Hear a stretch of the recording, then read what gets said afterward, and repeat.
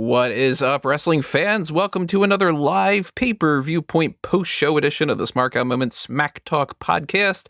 NXT TakeOver Stand and Deliver Night 1, I should specify, just ended a few minutes ago. So we are going to run down the card. We're going to tell you what happened. We're going to examine our thoughts, our positives, our negatives, any other things that are going along on that kind of spectrum. And who are we? Well, you should know us by now, but if you don't, I am your host, as always, Toni Mago, and joining me as always is the rootinest, tootinest co-host in the world, Cowboy Callum Wiggins. Well, that certainly did deliver. They stood, too. A couple people standing. Yeah, so. Quite a lot of people standing in the crowd. An actual crowd. A little bit of a crowd this time, yeah. That is something that it's never going to be a bad thing outside of the fact that, there's the virus and all that. But as far as the way that the show is perceived and the atmosphere, that's always better. So that's a good sign for WrestleMania, too. I'm liking that. Feeling some positive vibes here. How you feeling? Very good after the show. I can't really say too many negative things coming out of it, in all honesty. It's a takeover. It's an NXT takeover. It typically delivers. Obviously, just going to use that phrase over and over again because of the name of the show. But yeah, I can't really think of anything that I'm going to say that's below very good to great. Are we going to get into it typically stands? Just kind of doing it that way. I'm sitting down right now. So am I. Yeah. If you're on the edge of your seats or you're, on your feet, whatever it might be, hopefully you are joining us in the live chat right now. I know a couple people are. I see Peter. I see Bobby Lesnar. I see Chris Marin. I see Cal's Car Corner. And I see guest 5. So, if I'm missing anybody else, sorry about that. I'm scroll up a little bit here. But if you are, chat it up. Tell us your thoughts on what's going on here. If you're listening to this afterward, still leave a comment below and tell us what you were thinking about what went on here and your pros and your cons and everything else that we're going to break down. But yeah, we're doing these live as much as we can going forward, especially with WrestleMania week. So if you did miss this one live and you're able to tune into the next couple of ones, make sure that you check that out and keep that going and, kind of hang out with us a little bit. Before we get into the card and all the stuff that we're going to break down here, I'm actually going to switch over a little bit here to something that I just want to show everybody because we're doing this live, so I can do this on my screen here.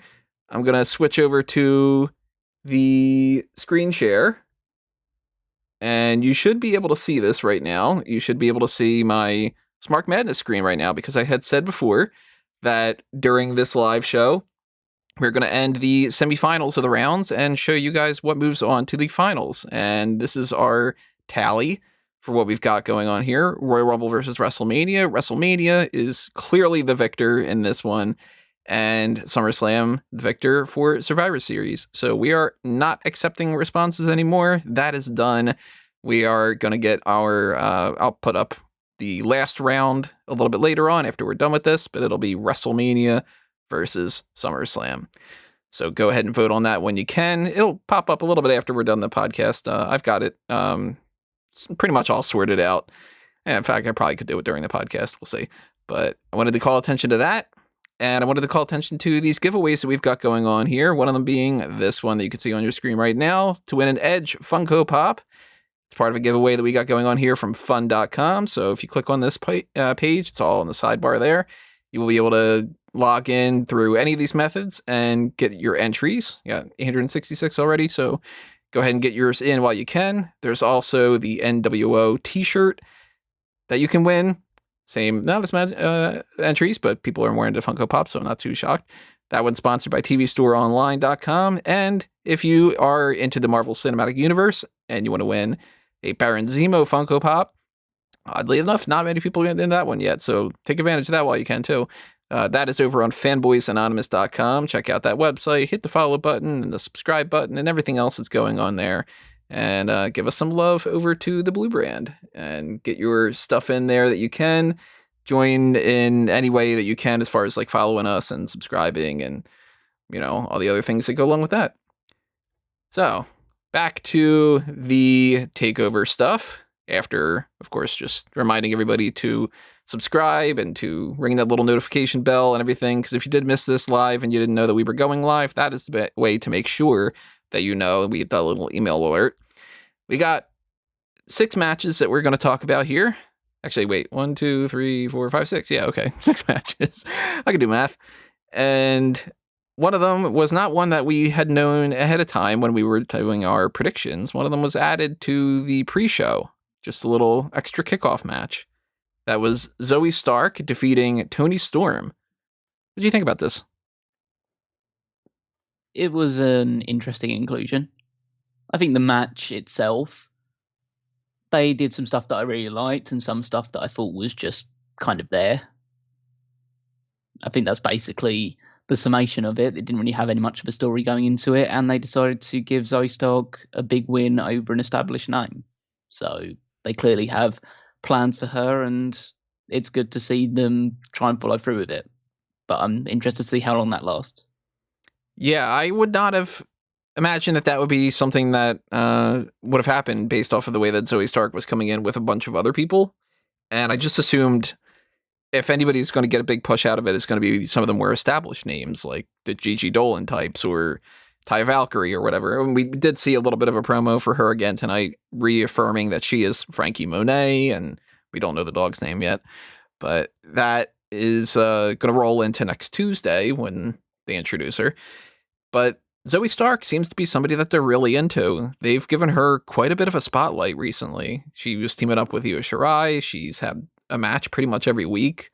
And now she gets a big win over Toni Storm, a former NXT UK Women's Champion. That's pretty good as far as like a sign for the future for her.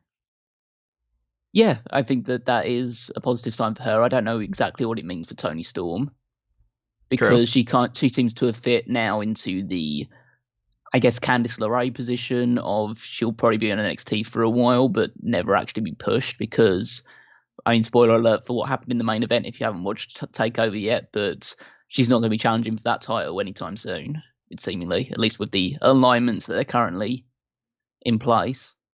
So I could see her just get moved up to the main roster. Maybe that is the plan because, you know, I had Toni Storm down on my list as the next person who would beat Io Shirai, and that didn't happen. So maybe the game plan is to just kind of keep her in there for a little bit, bump her up after Mania, or, I mean, this didn't seem like a go-away match, that's for sure. If that's something that they would do that like Tuesday, maybe, or well after that. But she could always come up in, 2 months or so. There's no like, if you don't come up after Mania, you're not coming up at all type of a thing. They don't do that kind of a rule. But to be fair, she doesn't strike me as someone that needs to have a big send-off match. Yeah, maybe not. Because she hasn't really made... I mean, obviously in NXT UK, she was the big female star for a long time there. But really, since she came to NXT permanently, she's just been a person on the roster. So if they decided, okay, we're just going to move Toni Storm up because we really don't have any plans with her on NXT and she can't fight for the title while Raquel is champion, so let's just move her up to the main roster and see what happens. And it never hurts to experiment with some different things like that too. If they want to test her out on the main roster and bring her back down, it could be a thing. Or, I mean, we don't know how the dynamics are going to work with the championship once we going forward. We'll address that a little bit later on, but while I'm at it, I am actually putting up that WrestleMania and SummerSlam thing for round 5. So if anybody is interested in that, they'll be able to vote during this. Looks like I've got that up and running, so go ahead and take care of that. Zoey Stark wins. Again, I was not necessarily seeing that coming, so that was interesting. And I like the match good enough. It's just something to whet your appetite, not something that's like hinging on whether or not this is a successful pay-per-view or something. No. Like I say, it was just kind of there. There were a few impressive spots, like the springboard drop kick and all of those, a few other bits and pieces, like a good sequence into the finish. But yeah, I think that they see potential in Zoey Stark, but it's kind of just, she's a diamond in the rough right now. She still needs time to be polished. So I don't think she'll win that and then go straight forward into a title program. But giving her a win over a name like Toni Storm means that she can face anyone on the roster seemingly and potentially win. outside of like the top names. For the longest time, I didn't know that the phrase "diamond in the rough" had that kind of connotation to it. I thought it was more of like needle in a haystack.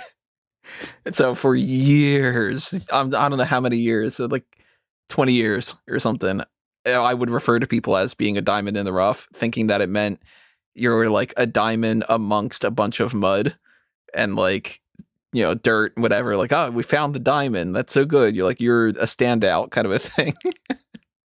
It's one of those dumb things, like when people say nip it in the butt instead of nip it in the bud. So now that phrase is burned in my brain as being like, it's not that. Remember, it's don't call somebody a diamond in the rough if you don't want it to be kind of a little bit of an insult.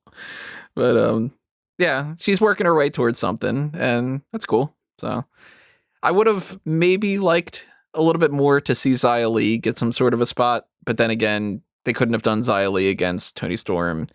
If they would have done Xia Li versus Zoey Stark, then Xia Li would have needed to win. So who would you have booked her against? It's like, I can't figure that out. There's always night 2. That's true. They could always just add a pre-show to that. I mean, add a match to that pre-show, because we are getting a pre-show. So maybe that's the case. Maybe we get Xia Li beating up somebody tomorrow night. If that is what happens, who did you like to see her go up against? I mean, there's no one I'd kind of be clamoring for her to face, but I imagine it would just be Kaden Carter. Probably that, or Casey Catanzaro, just to kind of repeat that. Yeah, but Tian Sha was the one that blew stuff into the face of her in the previous match, and she just pinned Casey, so I imagine it would make more sense to go the other way around. And maybe we'll get something special. Maybe they'll have like somebody from the men, like Nikki Cross, pop up and do something or whatever. That'd be kind of fun, but we'll see. We'll address it if it happens. So that was on Peacock, or it aired on the WWE Network as well, too. You were watching it through that? Yeah, WWE Network. So then it switched over to the idea that you could simulcast either on the USA Network or you could watch it on Peacock. And here's where I noticed this is not synced up well. At one point in this, towards like the beginning more so than later on, there was like a 4-something minute lag on Peacock. I refreshed my page multiple times. I tried to get that synced up in a better way, thinking maybe it was my connection or something. But the start with Nita Strauss on my Peacock feed, she was just starting her musical performance and she was ending on the USA Network. So that's not good, because that is the difference of somebody clicking on Twitter and getting something spoiled. If it's like a 20-second delay, that's not good either, of course, but I mean, that's kind of just the nature of the beast. That's what happens. There's even a delay on, this stream that we're doing right now. There's at least like a 10-second delay or something. And I get that that's going to be a thing, and that's just a regular thing with the way that live TV works and everything, but that was way too long, to the point where I stopped watching it on Peacock. I just kept watching it on the USA Network, because when I saw them go to commercials, I thought, oh, now they'll catch up, and maybe that's the difference maker. They're leaving themselves a little bit of time for that, for the first commercial break or whatever. Nope. The entire night, they were at least 2 minutes behind. So if I clicked on it on, say, the Peacock feed, I'm still watching a match go down where the match is already finished on USA. And if people are following things on Twitter, they're a business that really, really harps on their social media. You're not going to want to check Twitter if you're not wanting to get spoiled, because if you're watching it on the Peacock feed, somebody like on your end who can watch it on the regular network and, not have to wait that long, you're going to be like, oh man, like so-and-so just won. And somebody else will be like, oh, I'll check that out in a minute and a half. That's not good. Yeah, I can see obviously the downside in that argument. Obviously, it doesn't really affect me, because I'm watching through the network instead, have no indication of what's going on the USA side of things, and I don't really like to. I usually hop on Twitter after I've seen a match end, just to see the immediate reaction of people to what happened. And if it happened a few minutes earlier, then like they were posting it on Twitter, then I wouldn't know, because I wouldn't be on it. So But yeah, they really should try and do something to try and close that gap a little bit better, especially if they're going to be. But then again, are they really going to be doing things like this going forward? I imagine not. No, but I mean, even if you're watching it on the network, you're going to be ahead of me for WrestleMania, for instance. Yeah, well, that's just the advantage of not living in America. There's a couple of advantages to the way that some things are going these days. Yeah, there's just one. Yeah, one of the many. In the chat, Guest 5 says the audio cutting in and out was really, really annoying. They need to sort something out. I didn't have any audio issues, but then again, I wasn't watching it on Peacock for the majority of it, so I don't know if that was an issue. Because I just kind of stuck with. I was like, if I can be ahead of the game a little bit with USA Tonight, I'll take that, and then I'll do the Peacock thing tomorrow night, kind of a thing. So obviously, this was happening. I imagine this happening both through Peacock and also through the WWE Network. Is that whenever they went to a commercial break, either the screen would fade to darkness for a little while before it would come back to the actual show, or the sound would cut off for about 5 to 10 seconds. That's weird. I didn't get that at all on USA. Well, no, because that's when the commercial was happening. Oh, so, if it's just it's when it transitioned onto commercial. Okay. So it's those type of things that they do. Yeah. Okay. Yeah. So it meant that the sound just cut off for a couple of seconds, and then you just listen back to the commentary when, obviously, the stuff they still had to keep doing commentary in the same way that when AEW is both broadcast through obviously TNT, but it's also for international viewers through Fight TV. And so through Fight TV, if you're watching it through that approach, it means that you can just listen through the commercials where they're doing the picture-in-picture thing and actually hear what the commentators are saying during it. Yeah, so it's pretty much like that experience, other than the fact that I don't think when you watch AEW through Fight, it doesn't cut the sound off for a little while before going back to commercial. The commentators stop talking for a little while. Unless you're Jim Ross and you just start going, what do we do during that segment and stuff like we've had in the past. That's great. I love hearing those little clips.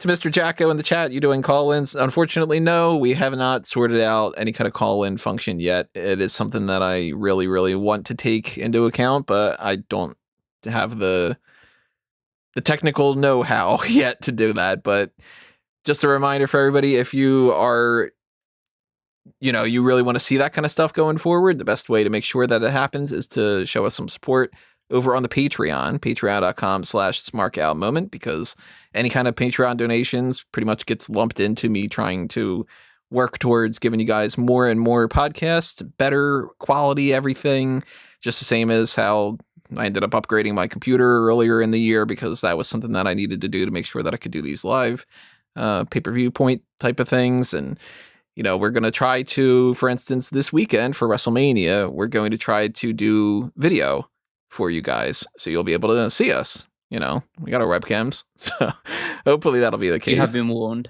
Yeah, you've been warned for many different reasons. Flash is not a thing anymore, but that's just Adobe. I'm not saying anything of what I'm going to do. I'm just kidding. Let's get take it down on YouTube like that.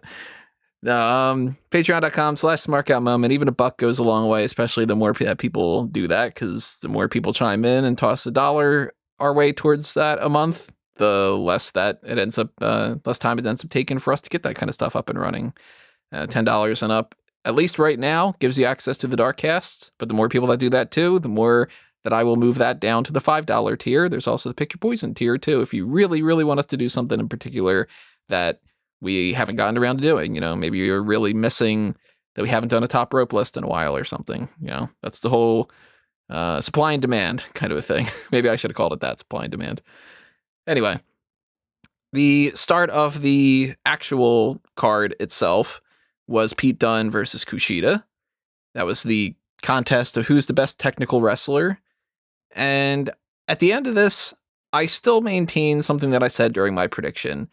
I don't feel like this was the game plan. I don't think that Kushida was built up well enough to make it seem like he stood much of a chance. And by the end of it, I know that we're going to disagree on this. I felt like it was just kind of a match. It was fine, but it's not all that memorable. And I don't think that this is leading anywhere other than maybe Pete Dunne gets challenged by the real person who's supposed to be challenging him. I know you're a big fan of this match, though. Oh yeah, this match absolutely ruled. It was done at a really quick pace, but they were still transitioning from submission moves to constantly, so it was like they were in constant motion. And I think that was aided by the fact that they had to be stuck to more of a timeline than they would be if they were just being shown through Peacock or the WWE Network, where they can kind of stretch things out if they want to, because, well, they're just running their own thing on their own show, so they don't have to stick to a strict deadline. On this one, they did have to, and it meant that the match had to be taking place pretty quickly. So the first segment before the first commercial break, they were just going balls to the wall crazy, fighting all around the ring, trying to apply a few submission holds. Pete Dunne tries to go for the bitter end, and Kushida gets away from that. I love the elements where Kushida was constantly trying to kick Dunne in the arm, and Dunne was constantly trying to go for the fingers, trying to pull them apart, trying to stamp on them constantly. There was some awesome little spots where he does the C4 off the top rope while holding onto the hoverboard lock. That was awesome. Dunne jumping on the arm of Kushida and then hitting a fierce forearm to the face during that. Yeah, they're just like, it was full of really inventive, clever spots between two master technicians. And by the end of this match, I was feeling, okay, I don't really know how people are really going to top this. And lo and behold, some matches on this card did go ahead and top this one, but it was an awesome way to start the show. Excellent match. If they continue the story going forward about the best technical wrestler, what do you think is the next step? Hopefully a rematch. And then that's it? Or do you got anything in mind about, like, does this lead towards a title match? Does it lead to that Daniel Bryan thing that we were kind of talking about? Or do you think that this is just sort of like a stopgap? Just like, we don't have anything for Pete Dunne. Let's just do this. Yeah, I don't know. I don't know what the long-term plan is. There doesn't seem to be anything that's immediately set up for him. Because if we go by my perspective, what I think is going to happen at WrestleMania, Daniel Bryan's going to be world champion. So it can't lead to that if that's how I think that things are going to go. I don't know who would be next up in terms of a top technical wrestler for Dunne to face, because realistically, in the NXT landscape, Kushida's probably about as good as it gets for another technical wrestler. So I would like to just see this continue. If you really have nothing for either of these guys in terms of either title matches or just any long-term plans for them, then just have them fight for a couple of times in increasingly more, I guess, technical matches, because at the end of the day, Pete Dunne pinned Kushida in this match using the bitter end. So realistically, the next stage to go is submission match. Peter brought that up in the chat, thinking that this should have been a submission match, which, if they go with the direction of doing a follow-up and that's a submission match, then I think that's a pretty cool idea. I like that. I would like it to be an ultimate submission match, because we haven't seen one of those in a while. What were the rules about that? It was an Iron Man match, but you can only use submissions.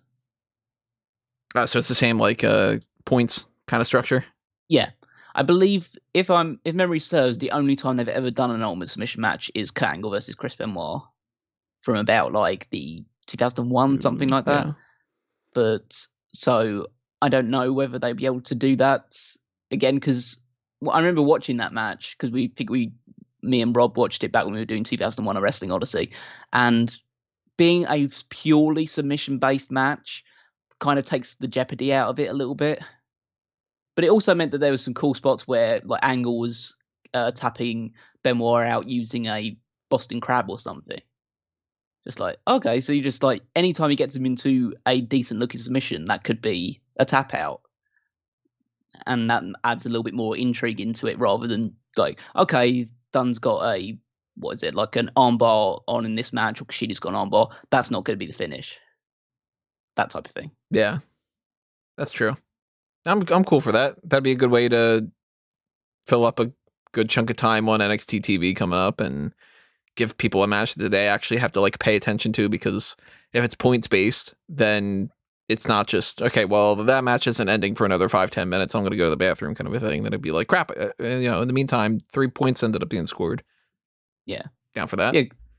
Yeah, because I just don't know what the what the route is for either of these two going forward. I mean, Kushida could just slot into the cruiserweight title scene, depending on what happens tomorrow. But I don't see a clear path at the moment for Pete Dunne. So these two can fight for a good month or two, for all I care. I think that they'll put on some even more, I guess, technical and more story-driven matches than this, which was a bit of a first-time sprint, really. So backtracking a little bit to something on the pre-show I forgot to mention. What did you think about the Jimmy Smith guy? I liked him. I don't listen to the pre-show. You didn't listen to that part of it? No, I had it on. I had it in my peripheral vision when I was like doing other stuff in preparation for this recording, but I wasn't really listening. I listened to like the start bit with him and Sam Roberts, and I think that he kind of knew what he was talking about. It's clear that he got brushed up on everything that was going on, or he was a fan, so I appreciated that side of it. But then Sam Roberts started talking, and so I put it on mute. I thought that Jimmy Smith handled himself pretty well. I'd like to see him continue going forward. It was good to see Mickie James too. Oh god! Oh, I didn't mention that about the opening match. It says something when I'm praying for Beth Phoenix to start doing commentary. Like, she was really good Mickie James was really good when it was like the three of them talking about the matches coming up, especially for the women's match, obviously. But then when she was on commentary during the Zoey Stark and the Zoey Stark and Toni Storm match, she was all over the fucking place. To be honest, I didn't listen to the commentary on that part. Usually commentary. I had to mute it for a while. And that's the sign, because I usually am really good at drowning out bad commentary, but she was so atrocious I couldn't help but like, okay, I have to mute this towards the end. Let us know in the chat, what did you think about Jimmy Smith and Mickie James there? Guess 5 says Jim seemed to do his homework better than most they've had. So moving on here, we got the Gauntlet Eliminator, Gauntlet Eliminator match to determine who's going to fight Johnny Gargano tomorrow night. And it followed the pathway that we were expecting that it would, of course. Like, we already had determined what the entrances were, and we knew who was going to be in the match and everything. But it took a couple directions that I did not expect it to take. Now, one of them being, beyond the idea that Leon Ruff had gotten eliminated, I figured he'd probably be the first to go. But the second one to go, Dexter Lumis. I was like, okay, well, there goes the guy that I thought was going to win this. I guess Bronson Reed's going to win, but Bronson Reed spent the first half of this match being taken out. And I don't mind that when it's like, well, they're double teaming or triple teaming the big guy or whatever, but it happened like 5 times. And it was getting to a point where I was like, all right, can he like do something more than somebody just drop kicks him out of the ring and he just doesn't hang around for another couple minutes or something? But eventually, big man comes in, starts being the most dominant one of the mix. That's after they have taken out Dexter Lumis. Right after that, LA Knight, I was going to say, call him Lee Knight. LA Knight gets taken out. So that's pretty quick overall, which I know that one of the criticisms was that he doesn't really seem like a big deal because he's already lost. Yeah, even more so now, right? Yeah, I would say so. I mean, I was very shocked when he rolled up Lumis when he had the submission on Cameron Grimes and got the pinfall there, and then he gets immediately taken out by a big boy splash by Bronson Reed, and yeah, that's like, he doesn't feel like a huge deal, and then Lumis chokes him out on the outside. Yeah, and the thing I say about that is there is no reason why Dexter Lumis is a babyface now. Because even if you could make some argument, he got pinned with a legitimate move in a multi-man match. Yep. He got rolled up. There was nothing cheaty that LA Knight did. He didn't pull the tights. He didn't do anything like that. He just interrupted his move and pinned him with it. And that's something that you can do in this type of match. And then Lumis chokes him out afterwards because he's a really sore loser. Yeah, he is booked 100% to be a heel in every fashion, except for the fact that he's fighting heels. Absolutely. And so, yeah, I think it was just a case of like getting all of these people out of the way. I mean, you know how much they cared about Leon Ruff because they basically had him eliminated during Dexter Lumis's entrance. I get the feeling that he wasn't supposed to be eliminated during the entrance, but right before it. and that they probably were like, crap, he's making his entrance. Let's rush to that kind of a thing. That's how Beth Phoenix on commentary at one point saying that Liam Ruff has earned everything that he's got, which is total bullshit. It is weird to say he's the only one out of this mix that was a former North American champion. Yeah. He never should have won that title. I'm sorry. Like, you want to give him a courtesy run to kind of have a little bit of fun with it? Should have been the cruiserweight. No, yeah, I could agree with that, but I also feel like from that moment, that's when the North American Championship stopped feeling as big as it once did. Yeah. It now just feels that, again, the epitome of a mid-card title. And that's not helped by the fact that Johnny Gargano is an absolute joke as well. I wouldn't go that far. Well, as a character, not as a wrestler, but like just as a character, he is a joke thing. It's a joke gimmick. Mean, it's playing more for laughs these days than hardcore competition. I'll give you that. But then Cameron Grimes, even though he paid off Isaiah Swerve Scott, he ends up getting pinned by Swerve Scott. So, that sucks for Cameron Grimes. Go Cameron Grimes. I like the triple exchange that those guys were doing, where they did the big just everyone hits a strike exchange in the middle, and then I think Bronson got Cameron Grimes up for a power bomb. Swerve super kicks him, and then he fights with Grimes a little bit, and Bronson eventually tumbles over and falls on top of them. That was really nice and fluid. And then Scott eventually gets an O'Connor roll, and they actually gave some stuff to Swerve in this match, which they haven't really done since he debuted. Yeah, he gets 2 pinfalls. I was not seeing that happening. He took out Ruff and he took out Cameron Grimes. So, yeah. And then he does the big slam to Reed on the ring apron, which looked like it sucked to take because he lands right across his back on it. Then he hits 450, only gets 2. Then he hits all his house call kicks, and he doesn't get a pinfall there. And then at that point, okay, Reed's winning, as if you didn't know already. Yeah. But I mean, once Lumis was taken out, I'm like, all right, Reed wins. But yeah, he hits a power bomb, hits a last call, hits a big splash, gets the victory. Cool on Bronson Reed for winning this. And I mean, he was the guy that seemed like he was going to be the biggest threat to Gargano to begin with. And now going into tomorrow, I'm not feeling as confident that Gargano is retaining that title. No, I mean, I thought he was going to lose whoever he would end up facing, but I assumed that it would be Lumis because it seemed to make the most sense with the story going into it. But they've decided to smartly go with a better match, which is Reed against Gargano. So Gargano's potential to remain as Mr. Takeover has returned to normal with this match, and I fully expect Reed to win it. I'm leaning more towards that direction as time's going on. Even throughout this night, I'm like, you know what, there's a good chance. And then that kind of makes me think twice about that whole Candice LeRae and Indy Hartwell winning the tag titles thing too, because I thought that was just sort of, all right, the way wins, and that's where we go going forward. But now I'm like, I don't know. It's tough. By the way, if you're interested, everybody check out WWE Playback. There was a thing where the Adam Cole and Johnny Gargano match that they were looking at, and Austin Theory and Indy Hartwell are a part of it. And it's actually pretty fun to listen to them just kind of goof around and talk about some different things. That's one of my more favorite playbacks that they've done recently. In particular, the fact that Indy Hartwell introduces herself as Indie Wrestling Lumis. And they're like, no, undo that. Take that part out. Like that kind of thing. Good character work. Didn't you hear their ship name? What are they calling them? Index. I kind of love it. That was Beth Phoenix's best contribution of the night.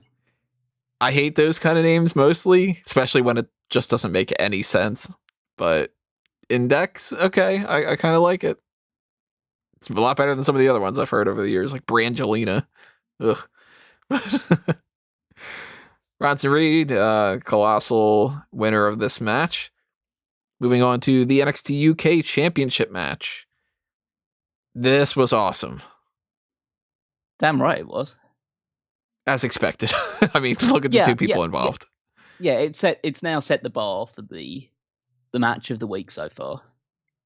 not to spoil the other two matches, because the other two matches were good as well, but Yeah, this was the best match. This was nothing touching this, because I just love the story of this match. Yeah. Beyond just the fact it's just two people beating the shit out of each other, which is exactly what I wanted, but it told a story as well, and that's exactly what you need to happen. Yeah, I mean, they did the tail of the tape earlier, which that was the perfect match to do the tail of the tape for, because it showed that, hey, look, Ciampa is a former tag team champion. He's a former NXT champion. He's main evented TakeOver. He's this, he's been wrestling for, over a decade and so on and so forth. And then it's like, yeah, Walter, longest reigning champion in, I think that they had said something like 30 years or something like. Yeah, so he's the first person to have a title reign of over 2 years since the 1980s. Yeah, that's nuts. But, look at how big he is. Like, when you see the tail of the tape and it says that Tommaso Ciampa, who is no slouch, he's not some, little itty bitty cruiserweight type, but he's 201 pounds and Walter's like 290 or something. He's taller. He's just a mountain to climb. And when you're telling a story of that match where Ciampa is this guy who, like, kind of my favorite version of Ciampa is the one that will like bite you and he'll just attack a part of your body and he'll be like, punching your leg if that's the thing that's messed up or something. You got to see that version of Ciampa because at one point Walter breaks the commentary table top by chopping it. Yeah, they didn't bring that up like a million times. I mean, I know it was a cool looking spot, but it's just a case of they were constantly sending cameras over to the side of it. It says like, look at our table, look at it's been split in half, pretty much. It's like, yeah, he cut through a bit of like paper that you have on top of the announce table. It's, yeah, I know they want to sell it like it's big, but like once it's happened and you've done like one replay, you can leave it there. You don't have to constantly bring it up. That was a good way to make it to where he couldn't do his chops. He couldn't pick up Ciampa as easily, and throughout the whole rest of the match, Ciampa's working on those hands and just trying to make sure that he can incapacitate him that way. It was great. Absolutely loved it. Yeah, brilliantly. Like Walter sold it like a champ. He never went back to use the hand. At least like maybe once or twice, but he always sold it afterwards. Right. He he went for he usually goes for a double Boston Crab, but he couldn't grab it with one hand, so he decided to go for a half Boston Crab, switch it over into an STF, but he couldn't lock his hands together because he's doing that thing where he goes for the rear naked choke or the sleeper hold. He can't grip both hands together while doing it, and Ciampa uses that to his advantage. He constantly attacks the hand, and then we do this awesome spot where Ciampa hits like 20 straight clotheslines. I think they did that during the break in the USA because he just constantly is charging at him over and over and over again, and eventually he ducks he gets knocked down by a chop. He gets up immediately. He floors Walter with another clothesline, and then gets his driver attempt for 2. But yeah, it's just even though you knew going into it that what the result was going to be because of the way they've booked things around in terms of this, and then there's going to be NXT TakeOver NXT UK TakeOver Prelude. You knew that Walter was going to lose the title, but they gave you enough hope spots in this to make you feel like, okay, maybe you can buy it for half a second. Mm-hmm. Yeah, it's none of these near falls were as close as one of the near falls a little bit later. No, yeah, we'll talk about that. But it was like, it's way better of a, suspension of disbelief once you get into the way that they were working this match, because it really could have easily just been like, all right, just move on. We know that Ciampa's not going to win, kind of a thing. I mean, the likelihood that was going to be the case is very low because they're both so good, but they ended up not only just having a good match, but telling a good story to go along with it too, which this is the type of thing that I guess 5 said it. He said, this reminds me of why I love wrestling. This match was fantastic. Show people this kind of a match and be like, see, it's a simple story. It's not that convoluted. It's just, he uses his hands a lot. He chopped something. He hurt his hand. There you go. Now one of the big tools is taken away from the big man, and the scrappy underdog can attack that, or he can just take advantage of the fact that, he's slightly more on the same level as he is. there is something about Walter matches that just hit differently. And obviously he hits differently. He hits a lot harder than most people. But the way they're structured and the way that he goes about his business, because he never does anything fancy. He never does anything that's like over the top or overly dramatic. But he tells such masterful pieces of pro wrestling. Like this is wrestling. This isn't what some people would obviously class as like gymnastics or anything along those lines. It's just a guy beating the fuck out of people, but he does it in a way which is obviously storyline driven and entertaining. Like the bits where he hits a German suplex on Ciampa and then immediately decks him with that huge clothesline. It's just two simple moves that a lot of people do, but the way he does it just hits differently. It just feels different. It just feels more impressive. Yeah, you can get away with doing a clothesline in a Walter match and people go, ooh. Yeah, in another match, somebody does a tope and everybody's like, eh. Yeah, because it's just the case like he doesn't have a quote unquote set finishing move.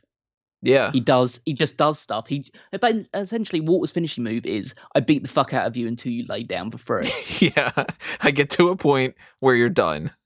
And that works better in some ways because any move can be the finish. Yeah, and it just makes you feel like when he stamps on the throat of Ciampa, does a neck twist, then 2 straight power bombs, Ciampa kicks out, and you just go, "Oh my god, I can't believe that wasn't the finish." And then he wins it with a half and half suplex, and then 1 chop to the chest, and that was just like he won a match with a chop. And I love this man. This man is the greatest. I did laugh at the neck twist because I just didn't see that coming, and the way that he moved. I don't know. It caught me in a way that I just laughed out loud. But I love that move. It's like one of my. It's just so simple, but it's just because he's so huge doing it. Makes it just feel like, oh my god, how does people not actually break their neck doing that move? It's a lot better than the Bray Wyatt thing. But it was a weird way of coming out of it, because even though Walter retained the title and obviously got the victory and he did it clean, there was no shenanigans, no Timothy Thatcher involvement, no Imperium involvement, which was great. It also meant that when he left, Walter looked more beaten up than Ciampa did. Yeah. So there is room for potential development coming out of this. I don't think so, because it seems likely that Walter will just go back to the UK and start doing things over there again. But I wouldn't mind seeing a rematch of this one as well down the line. Also, it could be something that factors into tomorrow, because on NXT UK Prelude, we are going to have that Rampage Brown match. So if they've booked this ahead of time, knowing that that was what they were going to be going with, which they did because they filmed it already, but maybe should be selling the hand. Maybe he's going to come out with his hand wrapped up or something, and that could be something that, like, after going through that big of a match, I mean, maybe Rampage Brown does win, and it could just be like he just fought Ciampa and his hand's messed up, so going into it, he doesn't really have, he's not 100%. There's a little bit of a handicap. Yeah, I still don't think it's going to happen. I still think Walter's retaining, but, I mean, if you're going to set the guy up for being protected, that's a good way to do it. Yeah, I can definitely see that being the case, but I agree with you that I don't think that Rampage is going to win. It just means that when Walter does, in my opinion, win that match, it just means that he feels even more indomitable. And so it means that whoever is the one that ends up taking the championship from him gets the bigger rub off the back of it. Yeah, I'm all aboard on keeping this belt on Walter for, like, I don't know, another year. Yeah. Just like, I don't know who would beat him that I would feel like it wasn't just sort of, well, you could have kept it on longer kind of a thing. For a while, I thought maybe Wade Barrett, but he's just not stepping back in the ring. No. I mean, my 2 choices stand at the moment is Tyler Bate or Finn Balor. Balor's definitely an option. I had thought Cesaro for a little bit. That would be cool. I would love to see that match. That match would be amazing. But, I mean, Sheamus recently has been doing a lot of good stuff as well. If he wants to take a break from Raw and go into NXT UK, then I'd be down for that as well. Yeah. He could always do that. I mean, to be fair, I want to see Walter against everybody because it's just Walter. I wouldn't go with everybody. I'm not really super into the Walter versus, I don't know, Humberto Carrillo match or something. You don't want to see him beat the shit out of Humberto Carrillo for 3 minutes? Were you instinctively going Carrillo too before I said it? No, but I just feel like you don't want to see. Even if it's just a jobber, I want to see him beat the shit out of a jobber for 3 or 4 minutes because that's as entertaining to me as anything else. Fair enough. It's not like I wouldn't watch it, that's for sure. So that we'll figure out tomorrow. There's no post show that we're doing for NXT UK Prelude, but we will talk about that a little bit on our post show for TakeOver Night 2 for Stand and Deliver. The ampersand part is what's happening with NXT UK. That's the end. Let's talk about the triple threat match for the vacated NXT Tag Team Championship. We got MSK, we got Grizzled Young Veterans, and we've got Legado del Fantasma. All 3 teams that I would have been happy if they would have won. All 3 teams are talented, and I enjoyed this match. I was rooting more so for Legado del Fantasma, I'll admit, but I figured MSK was probably going to be the victors, and the way that this went down, there were a couple different moments where I'm like, oh crap, Grizzled Young Veterans are going to win. Especially the one time where, I forget what move it was, but Wesley's head and neck landed really weird. Zack Gibson dropped him in some kind of a way. And then it ended up being, he was locked in on, Gibson had him locked in. Yeah, I'm the like, Shankly gates, yeah. I was just like, oh, that's going to be the end of the match. They really got me on that one. So then when I think it was Raul Mendoza just popped up out of nowhere and did like a drop kick, I'm like, oh shit, okay, he popped up. I mean, before they did that, they had to do the a spot which I understand in the right circumstances can work, but I think they overuse this a little bit, which is the stop your partner from tapping out. Yeah. And I feel like, I think in general, I think the only time I've seen it and it really worked was the revival thing from that match with DIY, and that only worked because they then agreed to tap out afterwards. But I think that it doesn't make sense to me, because if the guy's going to tap out and the partner stops it, it still means he tapped out. I mean, he could just literally say to the ref, I tap, I quit. He's not blocking his mouth or anything. Yeah. I mean, I can totally understand a situation where the guy's like gets in the ring and he's shouting at his partner, says, don't give up, please don't give up. And then he doesn't, and he fights out of it. That's fine. But then when he's actually about to put his hand on the mat and the other guy stops it by just holding his hand in place, that's a tap out. Yeah. He gave up. Your partner just stopped him from doing it. It gets a pass in my book in the grand scheme of things, but yeah, technicality.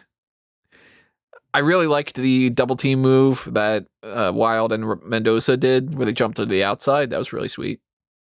Yeah, it was a good double tope type move. One through the ropes, one off the top rope. I think that overall, I felt this match was very good. I just don't feel like it connected with me in the same way the previous 3 matches had. It just, I basically came out of this match feeling, okay, that was a lot of fun, but I would have preferred a straight 2-on-2 match with MSK against either one of these 2 teams. So I like this better than Kushida and Dunne. I felt, at the end of it, I felt more satisfied overall. I mean, that's fair. Each to their own. Yeah. I just felt that it didn't hit the same way as the MSK versus Grizzled Young Vets match from the previous TakeOver. I thought that was an absolute like tag team masterpiece. And adding another team, I don't think it added a different dimension to it, but I think that took away from it more than it benefited it. I am curious if we could see the Birch and Lorcan match. That would have happened. I hope we get to see that down the line. Yeah, I hope so. I think that would have been, I'm not saying that would have been better, but it would have been different. Mm-hmm. And maybe that would have been better, at least in my eyes. I also just didn't like the, I mean, this is a version of the triple threat tag match where there were 3 people in the ring at every one time. So you just tagged in your partner instead, which is something I guess they mostly do now. I don't really know. It's like they flip-flop between the idea of there's only 2 people in the ring, but you can tag anybody, or you have all 3 people in the ring instead.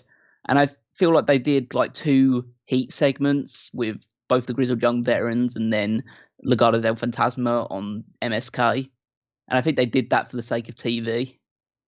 Just so, okay, they're doing a heat spot while the break's going on. And that kind of was in the case of the Dunne and Kushida match, where I thought the TV thing added to it because it made them be a bit more concise with what they were doing and made it go a bit more like 100 miles an hour. I feel it took away from this match. in comparison. So now that we know MSK are the new tag team champions, they won the match, obviously.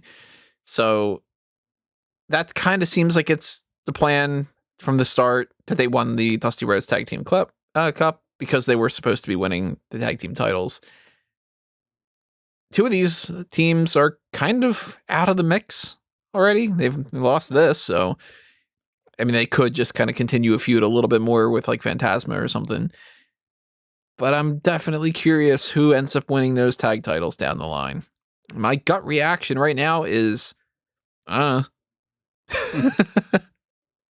Yeah, there isn't anybody that's super clear at the moment in the tag team division that could realistically take titles. I think it's going to be some sort of thrown together team that we don't know of yet. I'm leaning more towards that direction too. I think that whether it's, a couple months from now or next year or whatever it might be, I don't know how long of a reign they really have planned for MSK. I can imagine it being two people that they put together that are not really tag team people. But then again, it could just also be that they've got some other tag teams that are in the mix that they want to sign, or maybe we get some team that's on the main roster goes down, or maybe we get some kind of... They have their own tag team titles. That's why NXT have their own women's titles. They can't come down and fight for it. Yeah, but you know how WWE is. Sometimes you get people like Titus O'Neil popped up on NXT for a couple months, like Tyson Kidd like rejuvenated his career for a while. Same thing with Cesaro. Ember Moon's when back NXT on there. TV was good. By the way, you had done that thing in the past of the Ultimate NXT TakeOver card. Yep. They were doing that today on the network. It wasn't as good as mine. And I decided while I was watching that, I'm like, I'm going to book one of my own. So if anybody's curious what my Ultimate NXT TakeOver card would be, check it out on the website. I have that my 6-match card up on there. I'm not going to spoil what it is because I want you to click on it.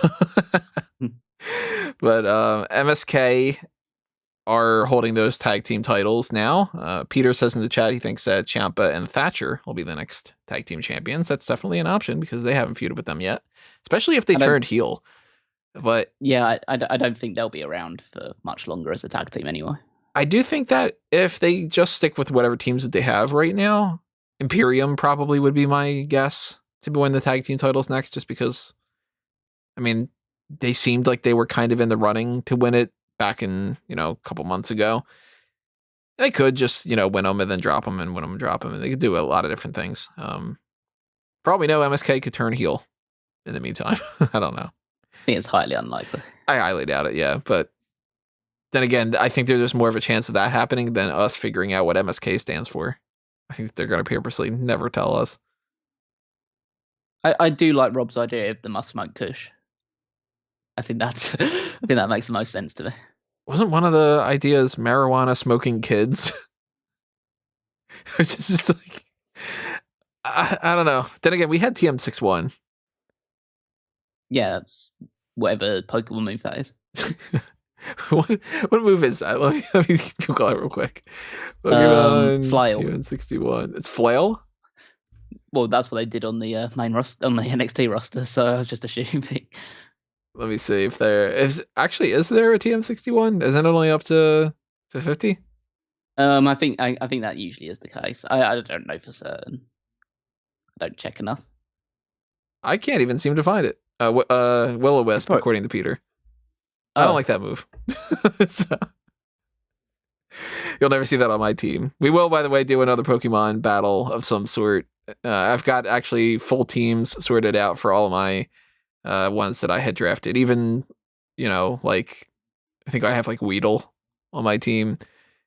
So I even figured out a Weedle moveset. So if you have any suggestions of what you'd like to see us do for that, what type of theme teams we could do, I've got a couple ideas in my mind about like, well, you have to go alphabetically. You can only pick the first 6 alphabetically, or you have to try to spell something with the first letter of each one of the members of your team, or some different things like that. We'll try to do that at some point after Mania. We're not doing it during this week, that's for sure.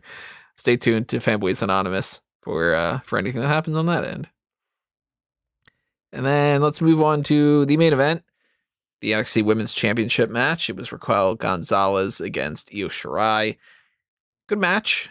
pretty much as I was expecting it to be, with the power and size against the agility and speed side of things. Not the best match of the night, but overall, I think the only real negative about it was that 3 count, because that was a 3 count. 1, 2, 3, and she kicked out. That's how it works. Yeah, I think they, even though it was noticeable, I think they covered for it fairly well. It's not like a lot of people were bringing that up on social media from what I saw, at least by the end of the match. Yeah, it seemed like it was just something that people were just going on, oh, okay, maybe it's just the people that I follow. I'm sure if I follow the right people would just be going on about the 3 count. But I think the match itself managed to, I would say supersede it, but be good enough that by the end of it, you're talking about the result and what happened rather than that 3 count. Yeah, it's a bigger deal that Raquel Gonzalez is our new champion. Yeah. And she won it in a way that she didn't have to squash Io Shirai, where it's a little bit too much like, okay, we get it, you're pushing this person, and maybe the people would reject that a little bit. Shirai fought back. She was in charge in some parts of the match. She had that spot where she jumped off the skull. That was pretty cool. Yeah, that was a great moment. I mean, that's Io Shirai's thing, is I jump off tall things. Yeah. And that's, I mean, that was the thing. They did the little tail of the tape, and they had their quote unquote intangibles. And one of them was, I think Raquel's was Powerhouse because she's big. And Io Shirai's one was Fearless because she jumps off things. Yeah, well, it's a lot better to say Powerhouse and Fearless than to say reminiscent of Babatunde and then jumps off and things. Crazy person. Yeah, crazy person. But yeah, I thought that they framed this really well. It felt like a main event. It was well put together. I personally would have gone more in the squash direction than they did.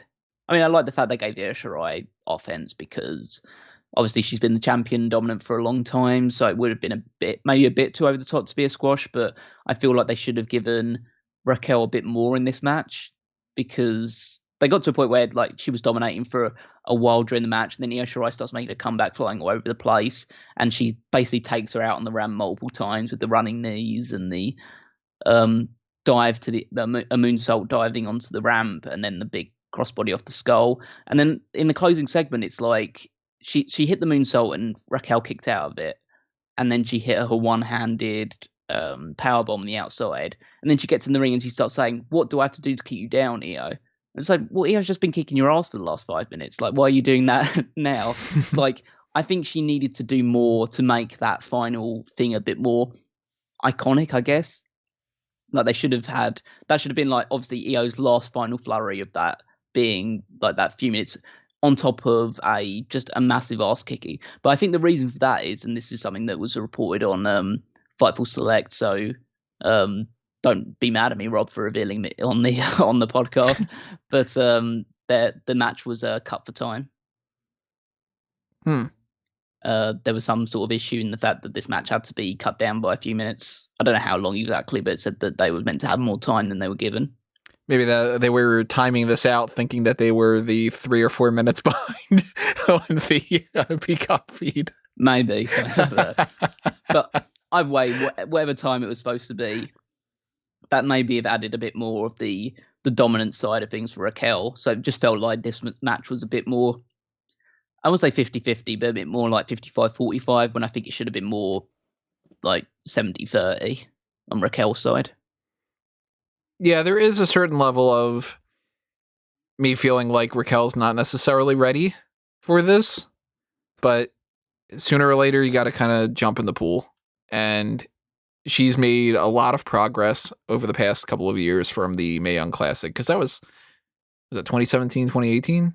Yeah, something like that. 16 and 17. I know 2017 was one of them. I don't remember if it was the first or the second. I think that was the first one, because I think the Cruiserweight Classic was 2016, right? Yeah, it sounds about right, because that's 5 years ago.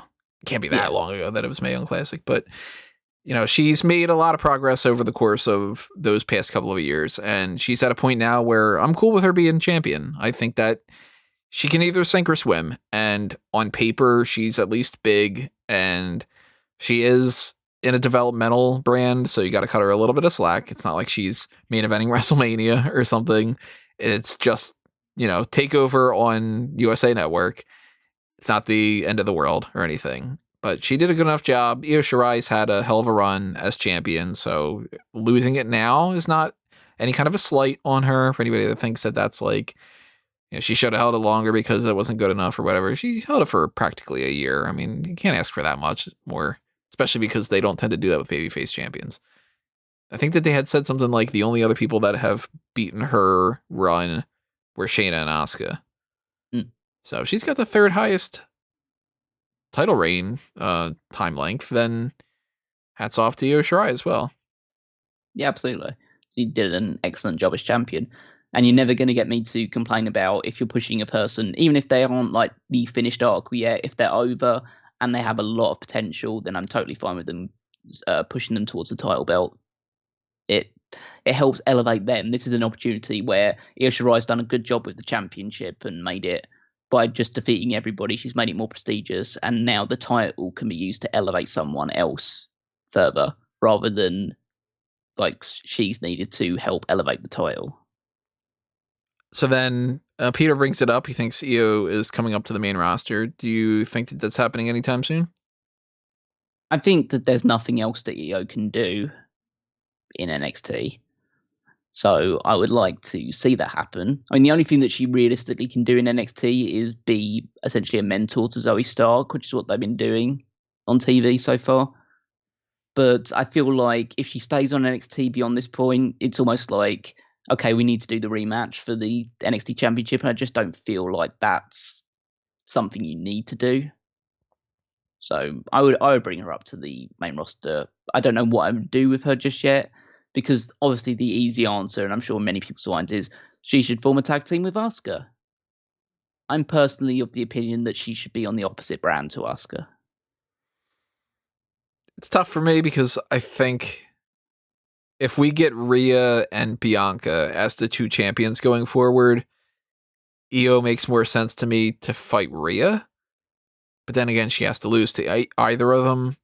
And maybe Io Shirai wants to be a heel. She kind of was a little bit heelish here and there.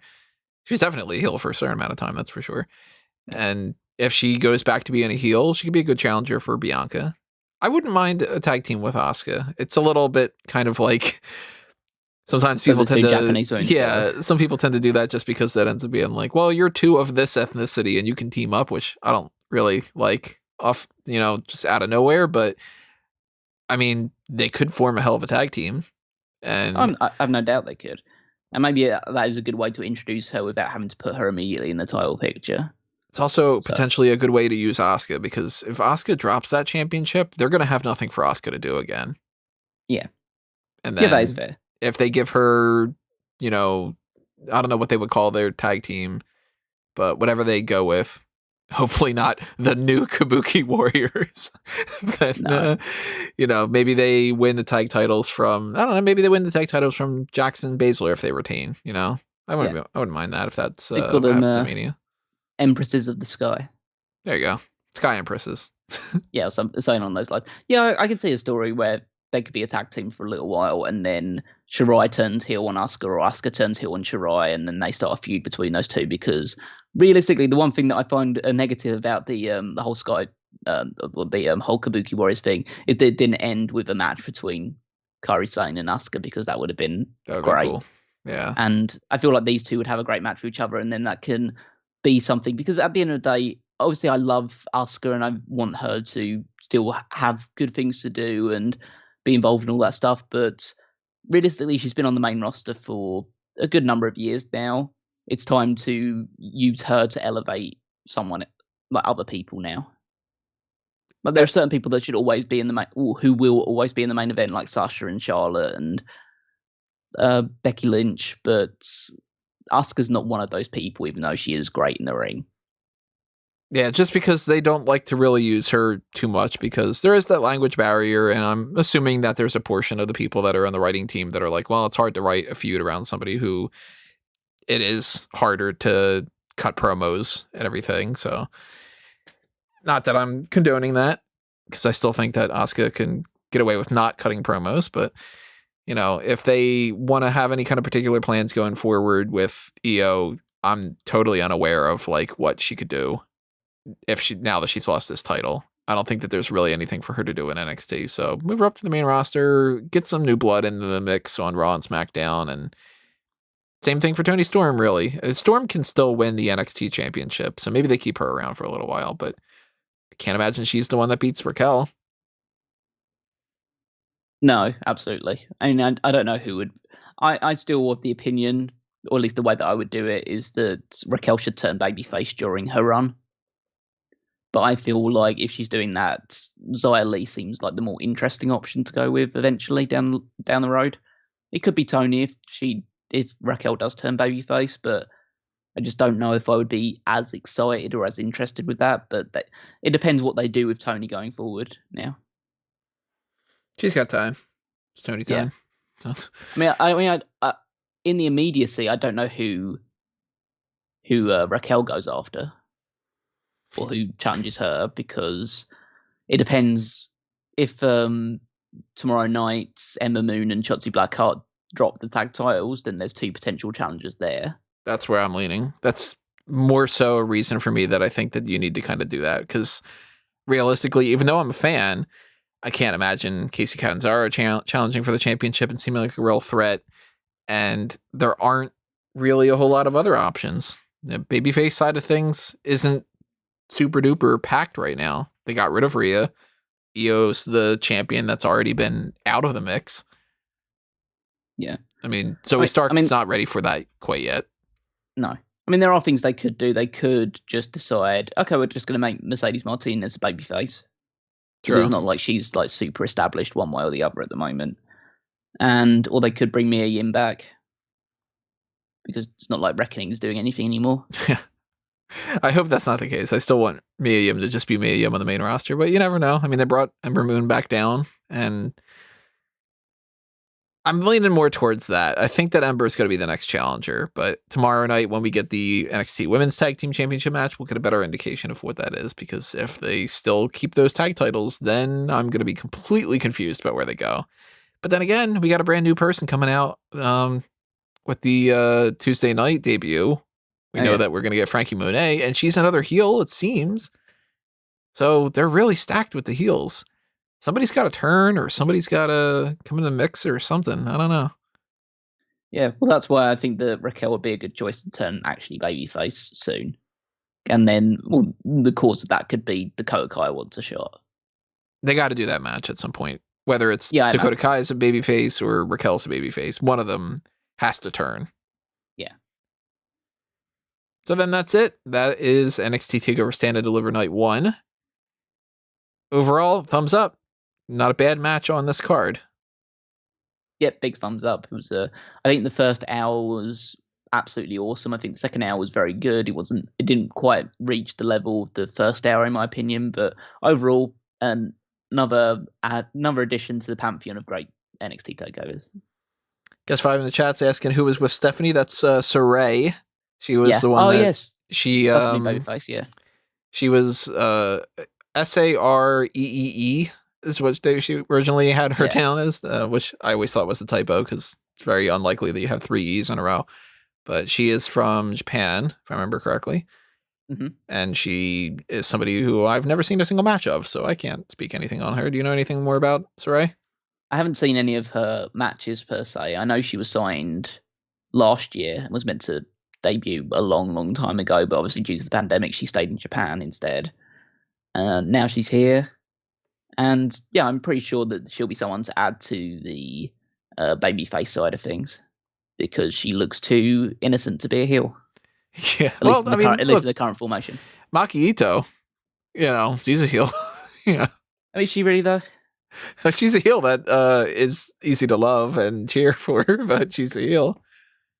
Yeah, but I can kind of see that a little bit more. It's not like Maki Ito looks innocent just because she's dressed as a schoolgirl, because she hits people with her head and she screams in their face and stuff like that. So it's like, yeah, she's could be a heel. Fair enough. If you're looking at the lineup of Kill Bill, you're not necessarily thinking that Go-Go is one of the most evil characters out of the bunch, too. No. But yeah, I'm pretty sure Shirai could fill the gap, but I don't think she'd get pushed to the women's title straight away. So they need at least a couple of months stopgap with something for Raquel to do. Yeah, and Ciampa, maybe she pops up on Tuesday. Maybe they wait a little bit longer. I'm assuming probably a little bit longer because they're probably not doing this Frankie Monet thing. But yeah, between Ember and Shotzi, maybe they keep Gigi Dolan, Babyface, Cora Jade, Zoey Stark.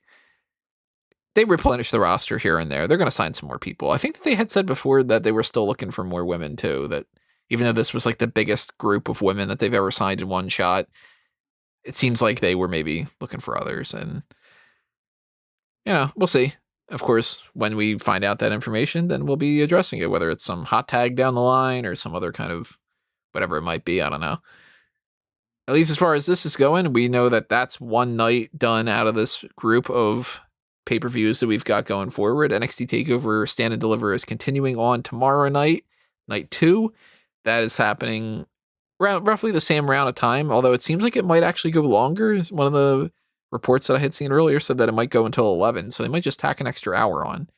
What's the advantage of being just on the network or just on Peacock?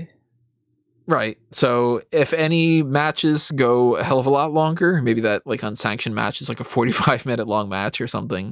Yeah. It could be the case. Whatever time it ends, immediately afterward, or as soon as possible, right afterward, we're going to be joining you guys again for another live post show. Same deal as what we got going on here. So if you are able to join us for that, make sure that you do. If you're not, check it out afterward because it'll still just be up on YouTube and Spotify and Amazon Music and Stitcher and Apple Music and, all the other kind of things that are in there. Not Apple Music, it's Apple Podcasts, right? That's what it is. Used to be Apple something else, used to be iTunes, used to be this. They just keep changing these things around. Listen to the audio things that are on the audio spectrums, but I mentioned a couple of different plugs. I'm going to plug a couple more things here. Just a reminder of the things earlier in case you tuned in afterward and you missed the things that we're talking about earlier. Those contests are going on right now. Win the Edge Funko Pop, the NWO t-shirt, and the Baron Zemo Funko Pop. Check them out on the sidebar of smarkoutmoment.com. If you go over to the Smark Madness tournament, you can vote on the final round, which is going to end next week. And some point next week, we're going to be doing the mailbag for the next quarter. We're also going to be doing the breakdown of the Smark Madness tournament. So vote while you can on that. Check out the other stuff that we've got going on for fanboysanonymous.com. We most recently did a Mount Rushmore of the Batman Rogues Gallery.